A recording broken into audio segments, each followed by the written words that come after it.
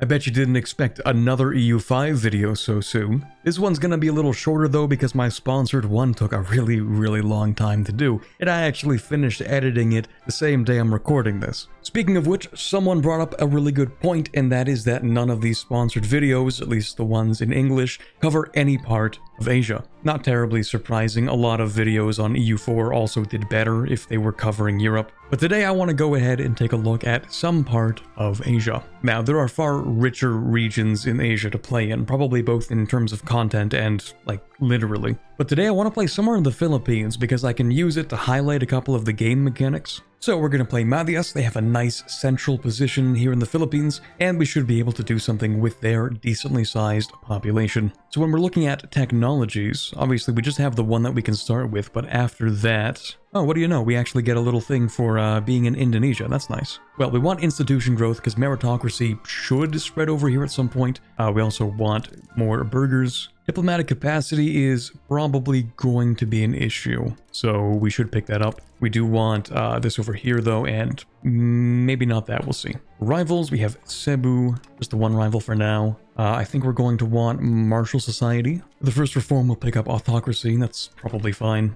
We definitely want itinerant court, this is super useful. First religious aspect, we can pick up... We'll go with the fertility deity for more population growth. Early game warfare is not really a thing for us. Yeah, we can't really do anything. We can try to fix the government a little bit, improve that cost of court, start taxing more. Actually, you are going to increase province control in the capital. And we're just going to look over here to our goods and see whatever makes us the most money. So we can build like a tar kiln over here. We can also expand lumber. Both these things are super useful. I might actually do the lumber first, then the tar, just because I don't know if we have any masonry in here. Ooh, yeah, we really don't have that much masonry. Okay, we're basically starting a country from scratch then. That's cool. It does take a little bit longer to get off the ground. It's not impossible. It's just, it requires some patience. Yeah, we should also give the commoners a little bit. There, you want free mobility for the common people? Lovely. Tribes can also be kind of useful. You can have this. This is also fine. Oh, there's no way. Okay, we got insanely lucky.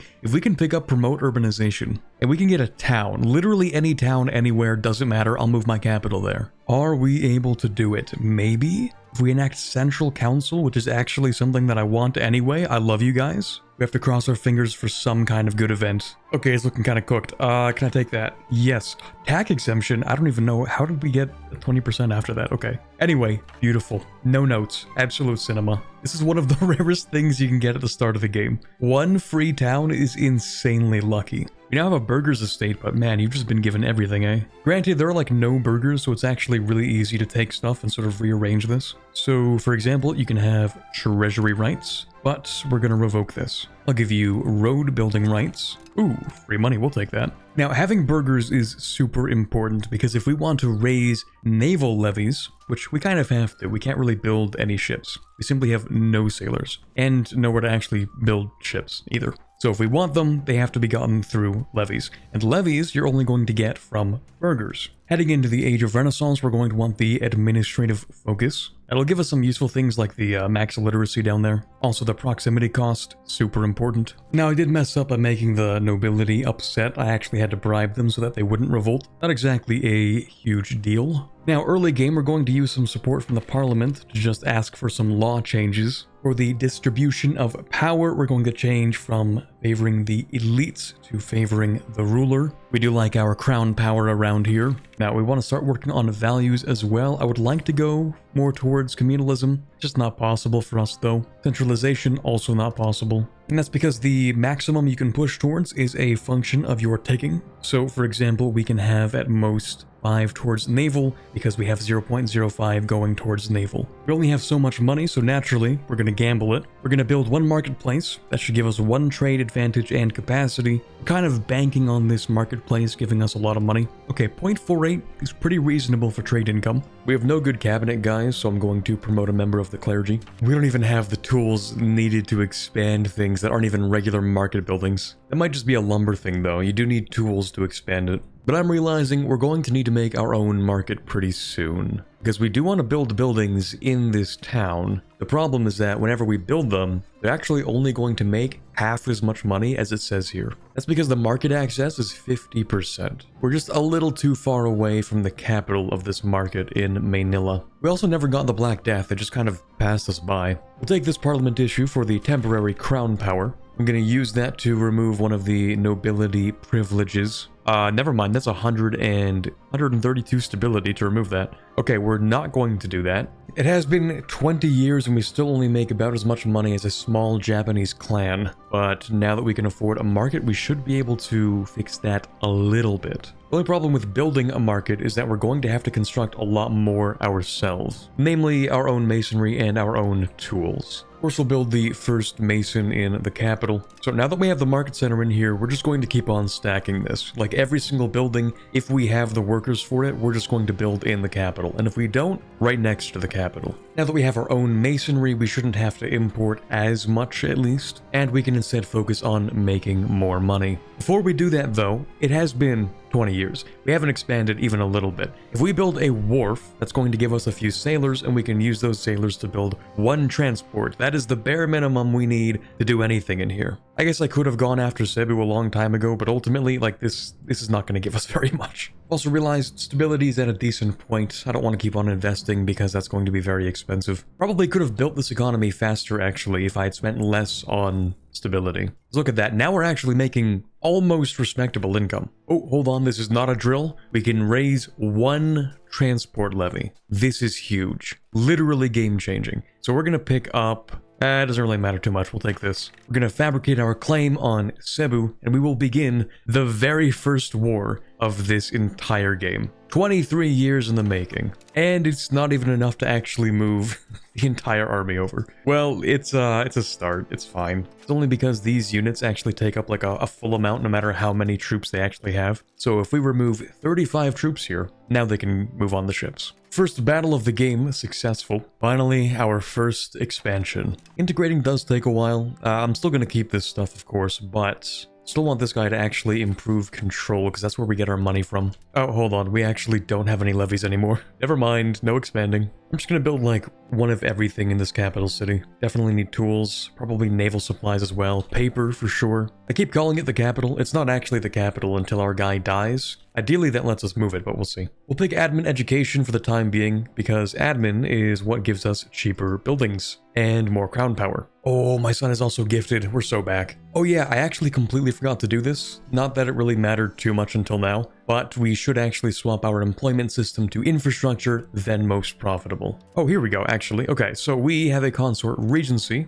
We actually do want to move the capital to Bago. There we go. Now, it is going to tank a little bit of our income in the short term, because a lot of our money is still wrapped up over here in this island. So all the control here is going to start decaying even more than it was already. But this is going to end up with a much larger tax base just because it has so many more buildings. Oh yeah, let's not forget to actually accept this culture. That should give us a couple of cores once this is actually integrated. I think to get naval levies, we actually need to have some excess burgers somewhere. I should have thought about that before I stacked up this capital here. And also ask our friends for money. Should have done that a lot, actually. Oh, let's go. A second town would be massive right now. Except that it would be over here, which is actually not ideal. Cotton is a fairly decent trade good. It's not great, but we kinda just need more cities at the moment. And if we wanted to do this without the parliament, it would cost us a base of 500 ducats, and in actuality, 400. At this point, beggars cannot be choosers.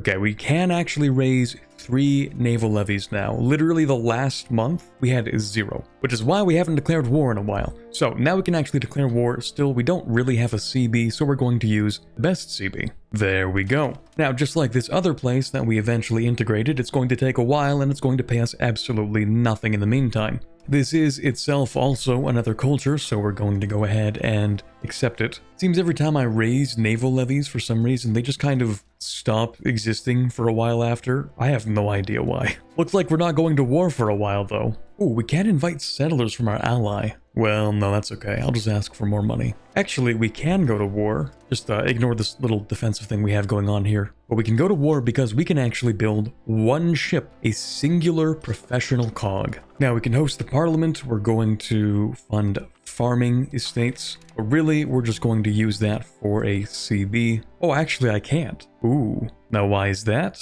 That's because they're outside of our diplomatic range. You've got to be kidding me. Oh my god. We have a tiny diplo range. Oh no. It is kind of weird that down here is within my diplo range, but not like literally right next to me. This is too far away. This is too far away. But down here, we're good. The problem is that Brunei actually controls almost everything in here. Yeah, that's not great. The only way to extend our range is to pick up banking. Ugh. What kind of ships do you have? 2 galleys. Yikes. I mean, it might be doable, I just have to lock in. Yeah, I'm just gonna lock in. I got this. Naval landings are much faster in EU5, so like how bad could it possibly be? Oh, those are professional soldiers. I would describe this as not ideal, but could be worse. Okay, we are absolutely locked in. I'm actually not even doing that poorly. Incredible things are happening in the Philippines. Oh, even captured some of their guys. I could ransom them, but I could also use them as mercenaries. I'm gonna hire them. These are professional soldiers. I have none of those. Absolutely, I'm gonna hire them. Oh shoot, oh shoot, shoot, shoot, shoot, shoot. It says I'm gonna win this, but what is this, like transport versus transport? Give me a battle with nothing in it. Oh my god, we're winning. We've won the fight. I'm just a man with one boat and a dream. Oh shoot, those mercenaries suck actually. Damn. Oh, that's tragic. Oh yeah, we do have that thing in Asia, don't we? This one value, sinicized versus unsinicized. Looking at these, I think it's just objectively better if we lean sinicized. Honestly, cultural tradition, I mean, it kinda matters, but not that much. These are massive bonuses. So yeah, we're gonna start leaning towards sinicized, I think. Oops, that's a bad fight to take. There are wars that are tough to fight, and wars that are annoying to fight. Somehow this is kind of both. For us to maintain control over the war goal, we pretty much have to make sure we own all of the southern Philippines. That's tough to do when Brunei keeps on trying to navally invade me, but I need them to not occupy my stuff. Uh-oh. Ooh, that's bad. Okay. Good thing we can retreat instantly in this game.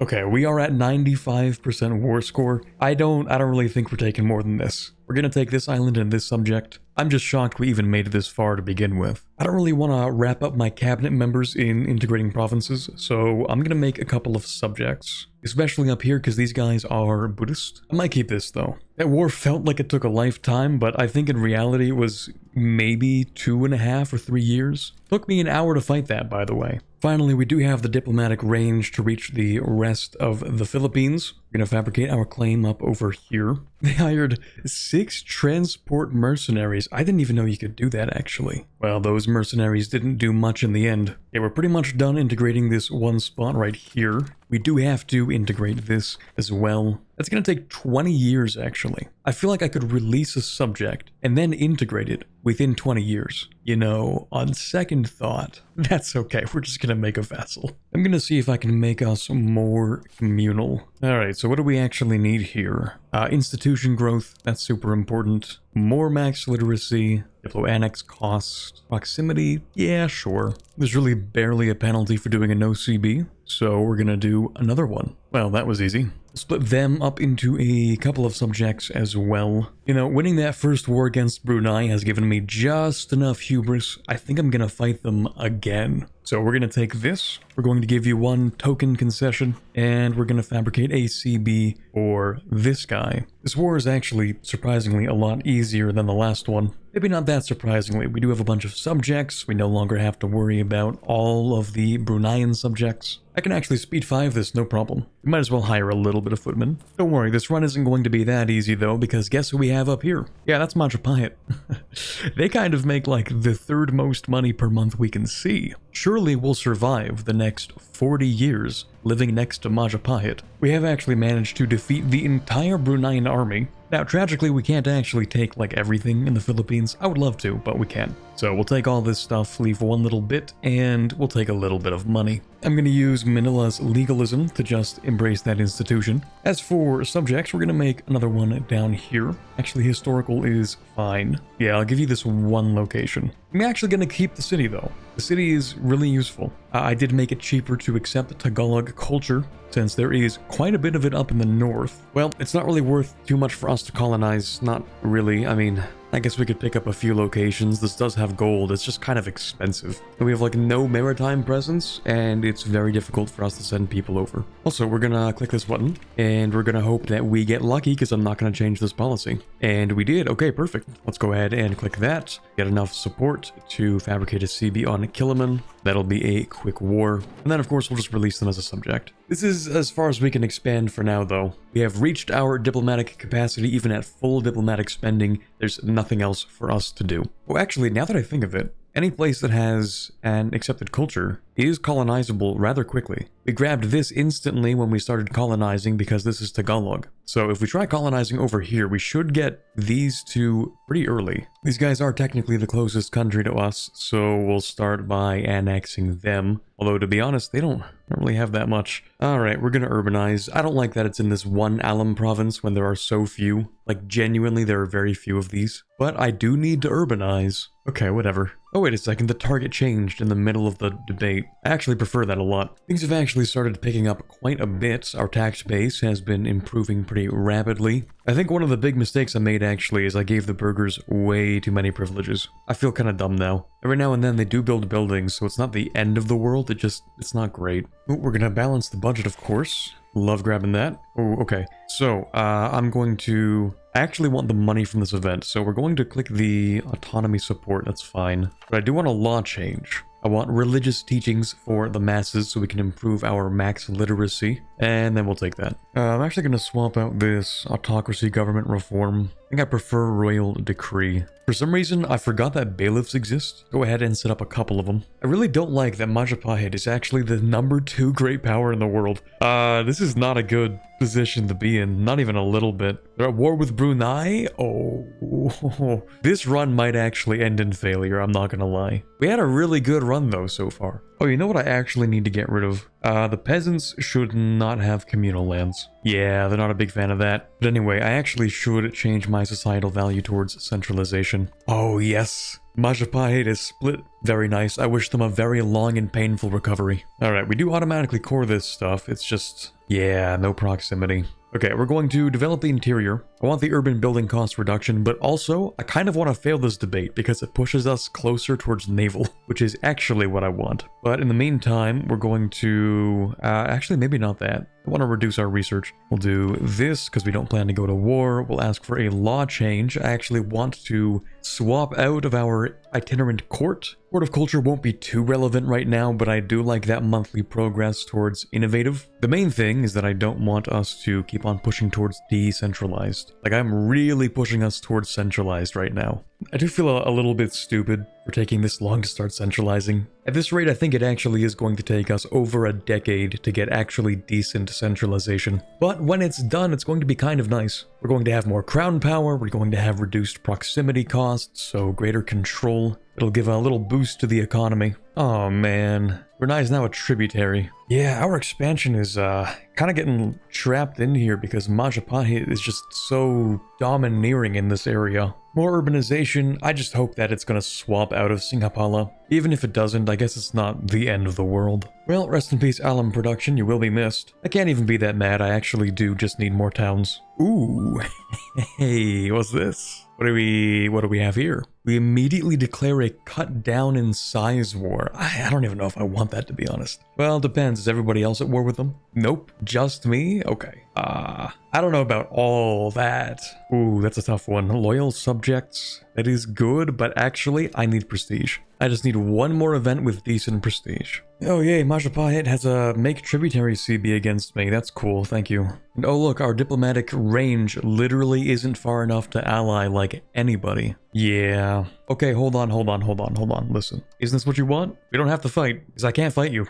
Like, there's nothing I'm gonna do. Yeah, not with all that money and all that population. If we just bide our time, we will outscale them. It's okay. Oh, dude, that is crushing for income, though. Damn. At the very least, being a tributary will allow us to attack Brunei, who is also their tributary. So it'll all be fine, just everything in due time. Grand Palace in the capital, that gives us, cultural tradition and local cultural influence. That's a modifier I don't think I've ever seen. Well, anyway, we do need the prestige, so absolutely I'm gonna do that. We needed that prestige to turn ourselves into a duchy. Compared to a county, it's a significant upgrade, especially giving us that additional culture and diplomatic capacity. Look at that. Now, we can definitely start expanding a lot more, and actually spend a lot less on diplomatic spending. Gonna make a CB against Brunei for this over here. I'd say we're pretty much ready. Go ahead and group everybody up here. We'll fight this war. It says we're weaker navally, but we're at the point of the game where the navy doesn't really matter too much, because the only sailors people are getting is through wharves. Because nobody has banking over here, and because nobody has banking, nobody has docks. In fact, the institutions are taking a really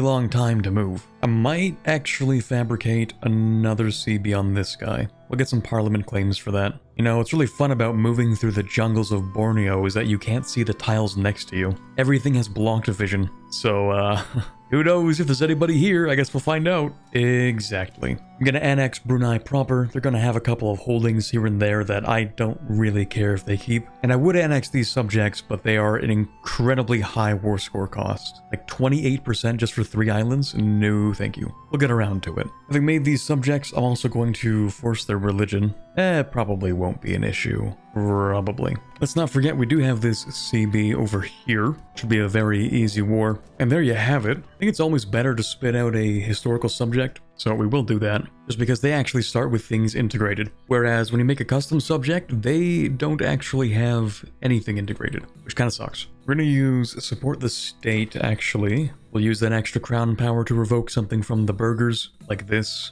And we did just pick up another CB. We're going to use that. There we go. You can have that. We're going to make another subject.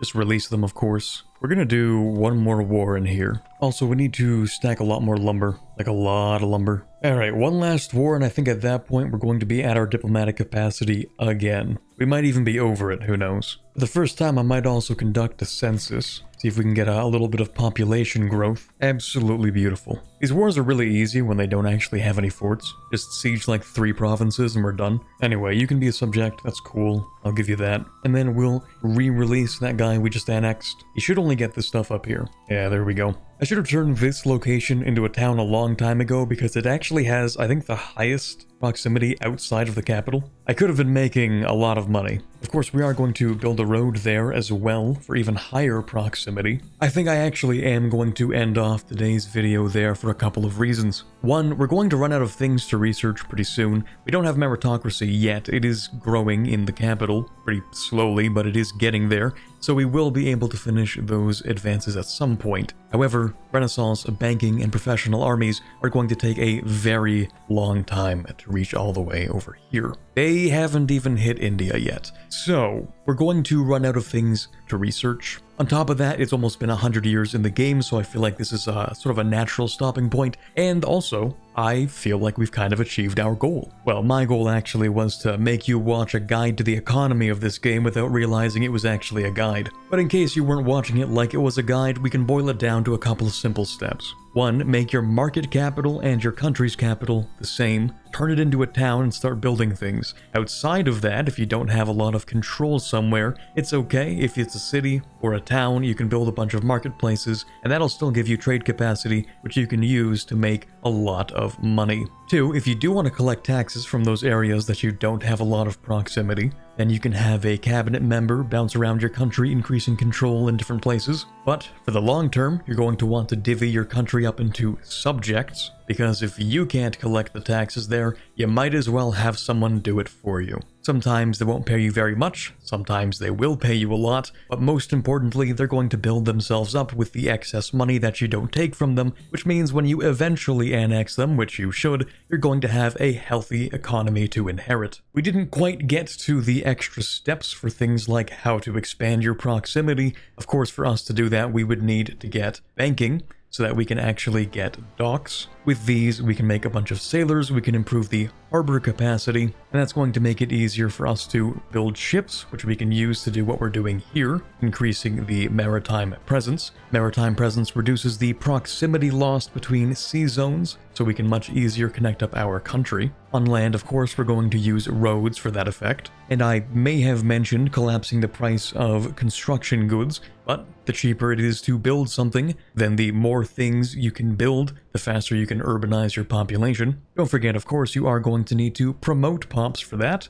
Having high stability is going to make that easier with higher pop promotion speed percentage, but if you want to raise the base amount, you can build a library. And to generally figure out what's the best thing for you to build, you can go over here, swap between your markets like this, and sort by whatever's going to make you the most money. Keep in mind, this is going to add directly to the tax base. However much of that tax base you can access is dependent on your control. So sometimes it's better to just go to a city you know you have a lot of control in, and just do this and sort by how much money you can make. But that's going to be it for today's video. If you have any questions about the economy, or anything I may have mentioned but not thoroughly discussed, and go ahead and ask a question down in the comments below. And if you liked today's video, leaving a like would be super appreciated. Of course, I'm going to be making a lot more EU5 videos in the upcoming weeks as the game is freshly released, so if you want to make sure you don't miss those, then subscribing and ringing the bell is your best option to make sure you get notified. For now, thanks for watching, and I hope you have a fantastic day.